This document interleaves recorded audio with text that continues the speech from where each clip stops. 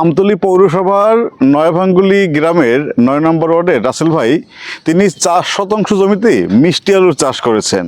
তার এই মিষ্টি আলু চাষে খরচ হয়েছে মাত্র ৭০০ টাকা।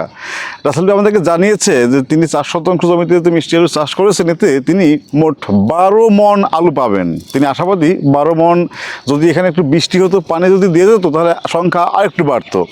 মাত্র ৪ শতাংশ জমিতে আলু চাষ করে ৭০০ টাকা খরচ করে আমি যদি আরেকটু বেশিও ধরি যে ঠিক আছে এখানে তদারকি করতে হয়, আর আর্থিক মূল্যে যা হয়তো ১৫০০ থেকে ২০০০ টাকা বেশি কখনোই খরচ হবে না, এই মূল্যবাবদ তিনি ১২,০০০ টাকার আলু বেচতে পারবেন। দেখুন, এটি কিন্তু আমি পাইকারি মূল্যের বিষয় ধরেছি। যদি খুচরা মূল্যে বিক্রি করতে হয় তাহলে তিনি আরও বেশি মূল্য পাবেন। মিষ্টি আলুর চাষ যে এত লাভজনক, এটি রাসেল ভাই খেতে না আসলে আজকে আমরা বুঝতে পারতাম না।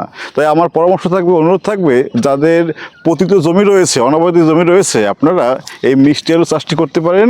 এবং এই মিষ্টি আলু চাষ করতে মাত্র ৯০ দিনে আপনি ফসল ঘরে তুলতে পারবেন। ৯০ দিনের প্রজেক্টে আপনি যখন একটি সিজন যখন আসে, তখন আপনি যদি আলু চাষ করেন, আপনি বেশ লাভবান হওয়ার সুযোগ রয়েছে। আশা করছি মিষ্টি আলুর এই বিষয়টি যারা জানতেন না, তারা জেনে অনেকটাই ভালো লেগেছে।